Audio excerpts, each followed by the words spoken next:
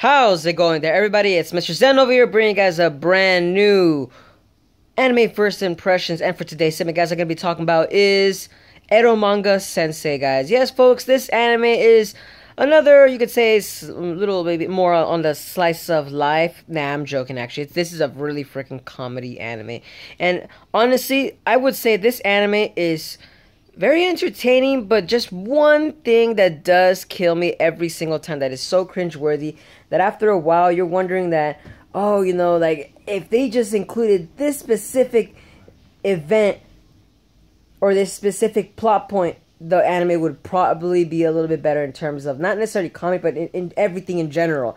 It's just that this specific plot point just makes everything so cringe, awkward. It's not necessarily weird. It's more like it just makes it awkward because it doesn't really. I don't really see that in real life, or I don't really see that happening outside. Maybe that's part of the comedic effect of the anime, but needless to say, I don't find that funny at all. And that is specifically the romance between two of the main characters, folks. Yes, the romance between Izumi. I'm sorry, not Izumi. I believe it was Masamune and Izumi. No, I was right. I'm sorry, Sagiri. Masamune and Sagiri, folks. Yeah. The romance between these two characters. Jesus Christ. That is not something I look forward to. Not because of the romance and stuff. No, but because they are family. They're closely related. I know they kind of went along with it saying that they're not blood related, but still, that's still kind of a little creepy that he's been living with her throughout his whole entire life. And yet, he's starting to have romantic feelings even though they're somewhat very close related. Even, personally, I felt that, like, just a little awkward. Personally, I don't think that would work. No. No. I'm not otaku enough, guys, that I can't find that scene normal. No, like, honestly, I always find that really awkward every time it's always some kind of brother sister relationship or romance going on between that. Like, I just can't.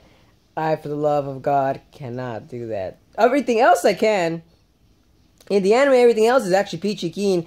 Every other character that's been introduced so far from episodes 1 to 3 has been actually perfectly fine. Every character has been, you could say, reacting with the main character, Masamune, it's actually pretty well and balances out. But it's just the romance between the two main characters, Sagiri and Masamune, no. If they took that specific plot point out, the anime would have been justified. If they actually, personally, I would have felt better if Eromanga Sensei would have been, if they actually introduced these two characters as roommates, or if they've been childhood friends and then all of a sudden, boom, they come together and out and all of a sudden roommates, instead of them, oh, they were closely family related. No, I don't know. It felt awkward to me. That it just doesn't seem right in the context itself. Like, I know where they're going with that. It's just different customs, different ideals. I understand that, but just no. No. But needless to say, guys, the other specific plot points throughout the whole entire anime itself is actually pretty interesting. As the main character, Masamune, he actually is a novel and a writer, and he's actually made it self-worth that he actually has lots of books actually that's been sold under his name so far. And of course, his sister, Sagiri, she's actually an artist, and she draws light novels, while Masamune actually writes the stories for them. It's interesting, to say the least, that the two main characters, they work so well together when not actually being together in a sense, but once they started knowing and realizing each other that they actually been working along together for so long, it just made that comedic scene very much more powerful in itself. But needless to say, though, I do like the fact that Sagiri's character development is a little bit nerve-wracking at some points, but that's because, you know, she's a shut-in character, doesn't like to go out, but she's this amazing artist, so it makes sense and justifies her character. But I'm just wondering how they're going to progress her character in future episodes, because they kind of did explain when another character came in. I believe it was Megumi.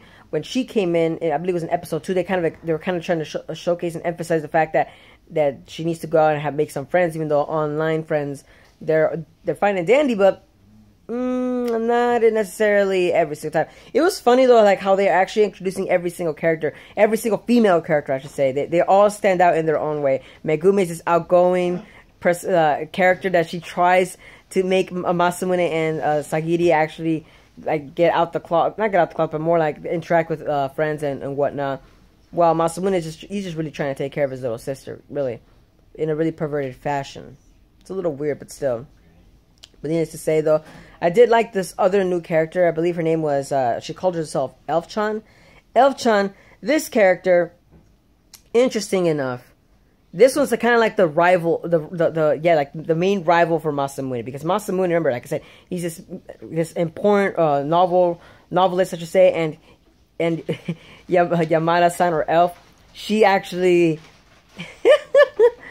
She takes everything so serious. It's actually hilarious to a comedic point that she sees Masamune as this really important guy, but at the same time she kind of diminishes his character because the fact that he actually can't sail as much books as how Elf-chan can. And Elf-chan, it's hilarious that how they also introduced her in the 3rd episode where she was stripped naked while playing on the piano, but that's her way of doing her own creativity. Like, honestly, that was actually pretty interesting, because then it shows Masamune going like, oh, and they got closer together through that specific scene. Like, that in itself was pretty hilarious. I was like, would that work in real life? I always thought to myself, like, if you see a girl butt naked by accident, would that rekindle the friendship, or would that actually make the friendship stronger? Like, I always thought that to myself, but that specific scene was actually interesting. But like I said, everything that Eromanga Sensei actually does is actually pretty good. In my honest opinion, it's actually pretty interesting the way the plot point kind of drives itself forward.